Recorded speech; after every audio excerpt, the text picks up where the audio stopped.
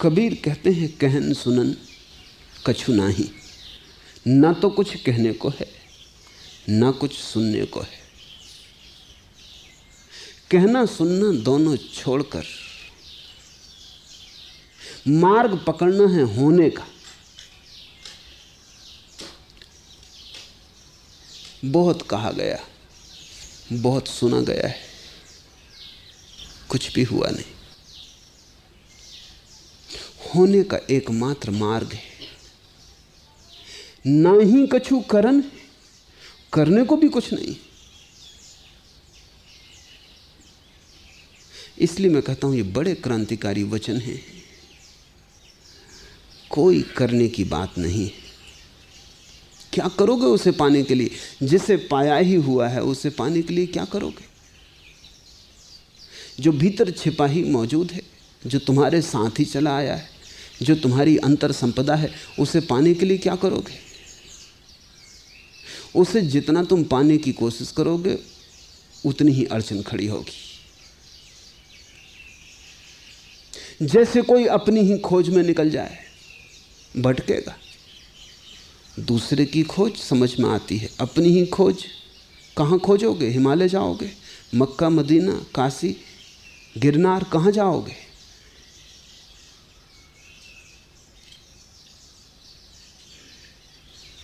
एक दिन बाजार में लोगों ने देखा कि नसरुद्दीन अपने गधे पे बैठा तेजी से भागा जा रहा है। भीड़ में से कुछ लोग चिल्लाए, नसरुद्दीन कहाँ जा रहे हो? लेकिन उसने कहा कि अभी समय नहीं, जल्दी में हूँ।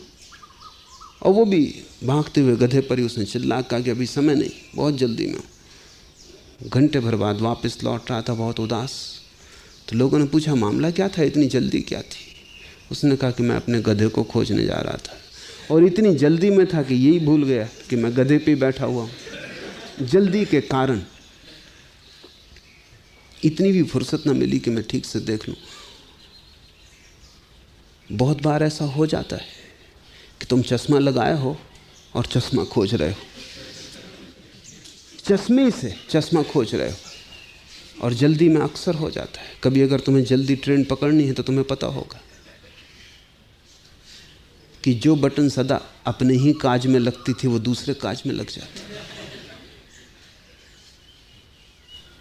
जल्दी में एक होटल में आग लग गई, बड़ी घबराहट फैल गई, विक्षिप्तता आ गई लोगों में। भयंकर आग थी, बामुश्किल लोग बाहर निकल पाए। नसरुद्दीन भी होटल में ठहरा हुआ था। वो नीचे बड़ा शान से सीढ़ियाँ उतरते हुए आया और उसने कहा कि क्या मर्द हो के और इस तरह शोरगुल मचा रहे हो? एक मुझको देखो। कि जब मैंने देखा कि आग लग गई तो उस वक्त मैं चाय पी रहा था।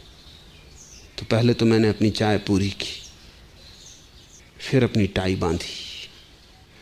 टाई की गांठ ठीक ना लगी थी तो आईने के पास जाके गांठ ठीक की। एक मैं आदमी हूँ और एक तुम नामर्द की तरह चिल्लाए भागे जा रहे हो। भीड़ ने कहा वो तो ठीक है, लेकिन आप पजामा क्यों नहीं पहने हुए?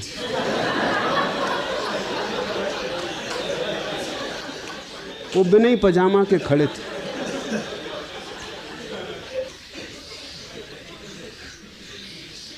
जल्दी में होश खो जाता है। तुम वही खोजने लगते हो जिसे तुमने कभी खोया नहीं था। और आदमी बड़ी जल्दी में, मौत पास खड़ी है, वो घबराती है और एक जल्दबाजी पैदा करती। पूरब के लोग इतने जल्दी में नहीं हैं, इसलिए पूरब के लोग कभी कभी आत्मा को खोज लेते हैं। पश्चिम के लोग नहीं खोज पाते क्योंकि वो और भी जल्दी में। पश्चिम में एक बड़ा दुर्भाग्य घटित हो गया। वो दुर्भाग्य ये था कि ईसाई, यहूदी और मुसलमान तीनों ने एक ही जन्म का सिद्धांत मान लिया। बस ये एक ही जन्म और मृत्यु 70 साल। बस इस अनंत यात्रा में कुल 70 साल का वक्त है। बहुत कम, करने को बहुत ज़्यादा, समय बहुत कम। इसलिए पश्चिम एक हड़बड़ाहट में सदा भागा हुआ है। तेजी है और तेजी को बढ़ाया जाता है। ये जो जेट और अंतरिक्ष यान पैदा हो रहे हैं, अगर इनको कोई किसी दिन गौर से समझेगा तो ये भीतर की जल्दबाजी के परिणाम, गति को बढ़ा रहे हैं, स्पीड, ताकि समय बड़ा हो जाए गति के माध्यम से।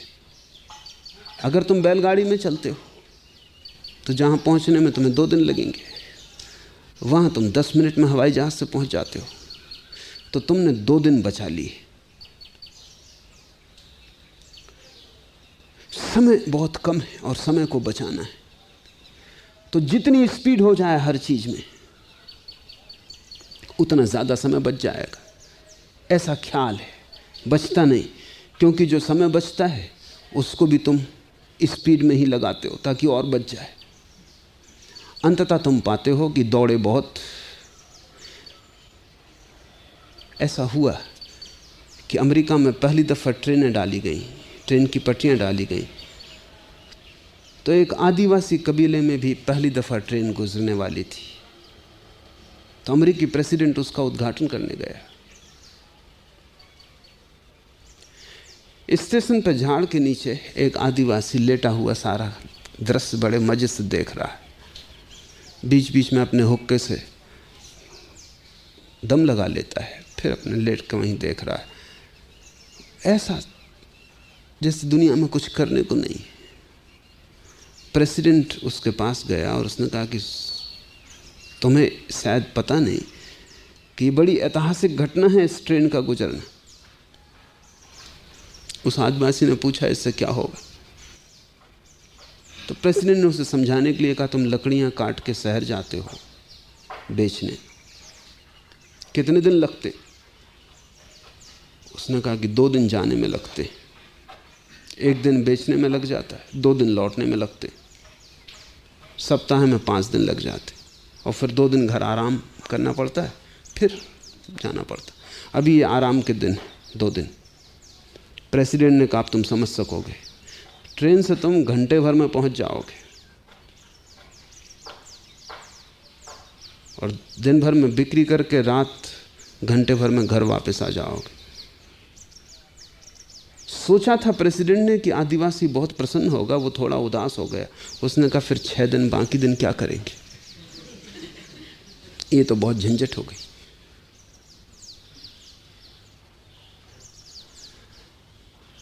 समय कम है तो बचाओ। बचाने का अर्थ है गति को तेज कर लो, सब चीज़ों में गति कर लो।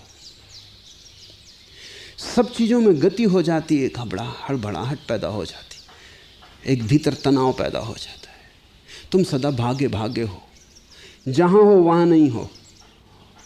तुम्हें कहीं और आगे होना था, वहाँ तुम अभी पहुँचे नहीं हो। जब तुम वहाँ पहुँचोगे तुम वहाँ नहीं हो। तुम सदा अपने से आगे भागे जा रहे हो। चित्त बहुत अशांत और बेचैनी से भर जाता है। ऐसी हड़बड़ी में कैसे तुम स्वयं को पा सकोगे? क्योंकि स्वयं के पाने के लिए एक स्थिति चाहिए, जैसे कहीं नहीं जाना, कुछ नहीं करना, सिर्फ आंख बंद करके बैठ रहना है, अपने में डूबना है। इसलिए पूरब में तो कभी कभी आत्मज्ञान की घटना घट जाती है, पश्चिम में बहुत मुश्किल हो गई। और पूरब में घट जाती क्योंकि पूरब को ख्याल है कि जल्दी कुछ भी नहीं है, ये जन्म अनंत जन्म है, यात्रा लंबी है, समय बहुत है, विश्राम किया जा सकता है। जिसने विश्राम की कला सीख ली, जिसने विराम का राज समझ लिया, वो परमात्मा को उपलब्ध हो जाएगा। ये बात तुम्हें बड़ी बेबूझ लगेगी, श्रम से कभी किसी ने परमात्मा को नहीं पाया। श्रम से संसार पाया जाता है, बाहर की वस्तुएं पाई जाती हैं। विश्राम से परमात्मा पाया जाता है, भीतर का अस्तित्व पाया जाता है। बाहर कुछ पाना हो तो दौड़ना, नहीं तो ना पा सकोगे। इसलिए तो भारत नहीं पा सका, बाहर की दुनिया में गरीब रह गया। पूरब बाहर की दुनिया में कुछ भी नहीं पा सका, मुश्किल से जी रहा है। पश्चिम ने बाहर की दुनिया में अंबार लगा लिए, इतनी चीजें इकट्ठी कर ली कि अब यही समझ में नहीं आता इनका करो कैसे, इनका उपयोग क्या हो। पूरब दरिद्र रह गया, पश्चिम अमीर हो गया। बाहर की दुनिया में कुछ करना हो तो बड़ी सक्रियता चाहिए, क्योंकि बाहर की दुनिया तुम्हें मिली हुई नहीं है, उसे पाने के लिए चेष्टा करनी पड़ेगी। और भीतर की दुनिया में कुछ करना हो तो विश्राम चाहिए, परम विश्राम चाहिए, क्योंकि वहाँ तो मिला ही हुआ है, वहाँ कुछ करना नहीं, सिर्फ विश्राम की अवस्था लानी, ताकि चित्त के तनाव तुम्हें बाहर न खींचें, ताकि चित्त की तरंगें तुम्हें उलझाएं ना, चित्त निस्तरंग हो जाए। अचानक तुम गिर गए उस गहन खाई में जिसका नाम परमात्मा है। कहन सुनन कछु नाही, नहीं कछु करन है, जीते जी मरी रहे बहुर नहीं मरन है। और यही बात है जिसको मैं विश्राम कह रहा हूँ, उसको कबीर जीते जे मरना कह रहे हैं। आखिर रात जब तुम नींद में सोते हो तो करते क्या हो? थोड़ी देर को मर जाते हो। नींद रोज रोज का छोटा छोटा मरना है, और मृत्यु लंबी देर के लिए मरना है, फिर पैदा हो जाओगे। जैसे रात सोओगे सुबह जग जाओगे, ऐसे ही इस शरीर में मरोगे दूसरे शरीर में पैदा हो जाओगे। अंतर केवल परिमाण का है, गुण का नहीं है। इसलिए निद्रा मृत्यु जैसी है और मृत्यु निद्रा जैसी है। जीते जी मरी रहे, तो फिर जीते जी मरने की क्या कला होगी? वो यही होगी कि जब तुम्हें मौका मिले आंख बंद करके मर रहो बाहर की तरफ, जैसे बाहर नहीं है, जैसे तुम नींद में खो गए, होश में रहते हुए नींद में खो जाओ, जागे जागे बाहर की तरफ मर जाओ। बाहर मिट जाए, तुम बाहर के लिए मिट जाओ, सिर्फ भीतर रह जाए, एकमात्र अस्तित्व भीतर का बचे। जीते जी मरी रहे बहुरी नहीं मरण है। और जिसने ऐसे मरने की कला सीख ली, फिर वो कभी नहीं मरता, फिर तो वो मरते समय भी भीतर जीता है, फिर तो मरते समय भी वो भीतर जागता है, फिर तो मौत को भी वो देखते हुए गुजरता है, फिर मृत्यु में भी वो होश को कायम रखता है, क्योंकि होश भीतर की बात है। तुम्हें एक दफ़ा भीतर जाना आ गया तो मरते वक्त तुम रोओगे, चिल्लाओगे, चीखोगे नहीं, तुम आंख बंद कर लोगे, चुपचाप भीतर डूब जाओगे। और ये जो भीतर डूबना अगर तुम्हें मौत में आ गया, फिर कैसी मौत? शरीर मरेगा, मन मरेगा, तुम नहीं मरोगे। वो जानने वाला, जागने वाला जागा ही रहेगा, जीवित ही रहेगा, वही अमृत है। जीते जी मरी रहे बहुरी नहीं मरण है, फिर ना उसका कोई जन्म है ना कोई मृत्यु, वो आवागमन के पार हो गया। जोगी पड़े वियोग, कहें घर दूर है। कबीर बड़ा मजेदार व्यंग कर रहे हैं। वो कह रहे हैं जोगी पड़े वियोग। योग का अर्थ होता है जो मिले ही हुए हैं वो वियोग कर रहे हैं।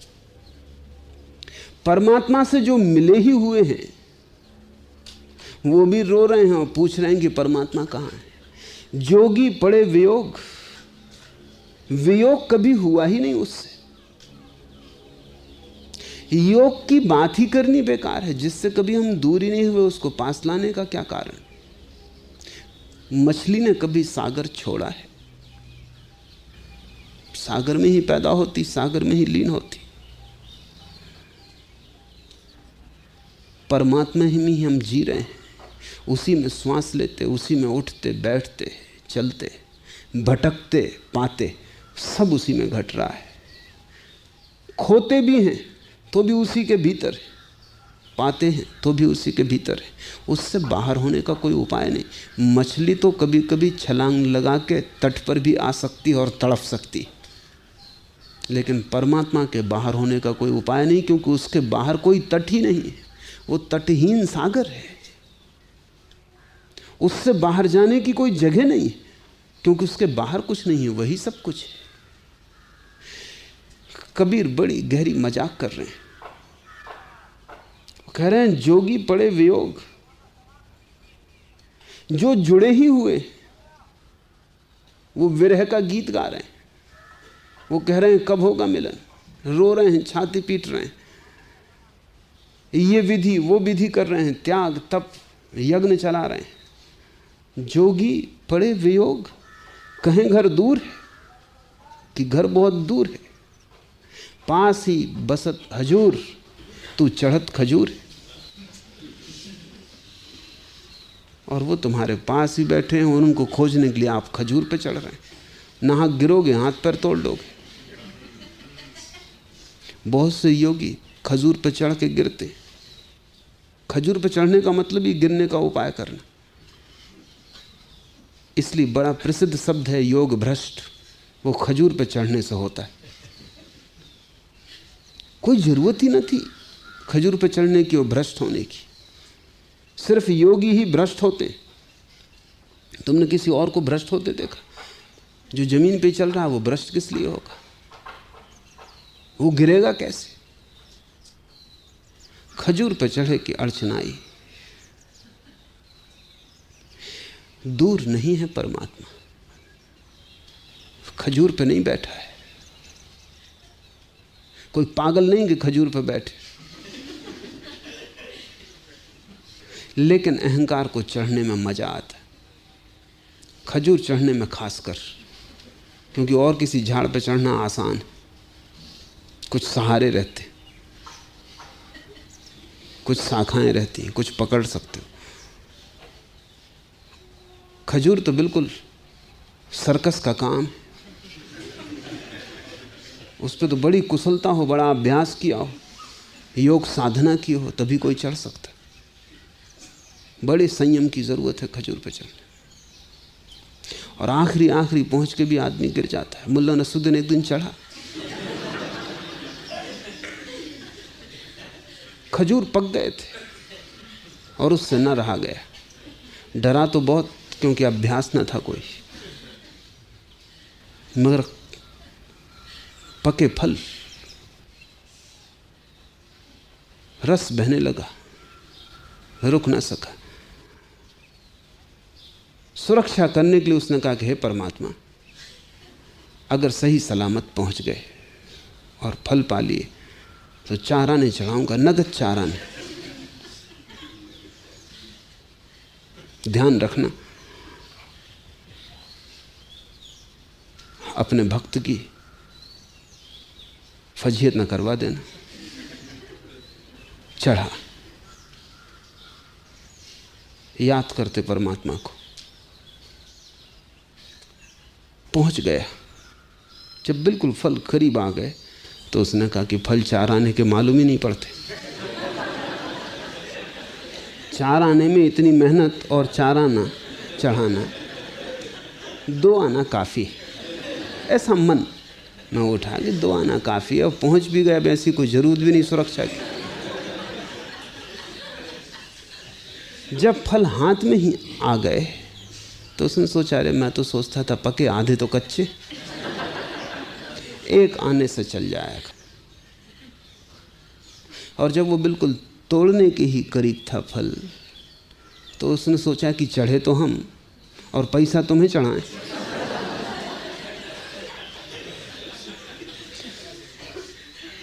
इसी चिंता में पैर चूक गया, भड़ाम से नीचे गिरा। ऊपर आकाश की तरफ मुंह करके कहा कि हद हो गई, जरा मजाक भी नहीं समझते।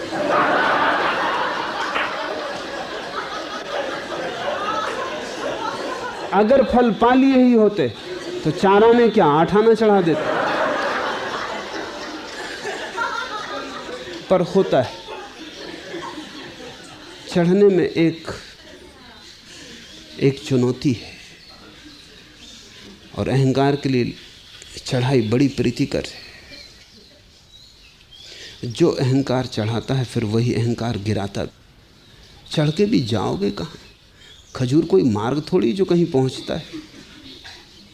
अंततः अंत आ जाएगा, फिर क्या करोगे? सब योग विधियां आखिर में उस जगह आ जाती हैं जहां से आगे जाने का कोई उपाय नहीं। विधि का अंत आएगा ही। साधना की एक सीमा है, परमात्मा की कोई सीमा नहीं, और साधना की सीमा है तो तुम साधना से असीम को कैसे पा सकोगे? नहीं, कुछ करने से नहीं पाया जाता परमात्मा, ना करने से पाया जाता है। इसको कबीर सहज योग कहते हैं।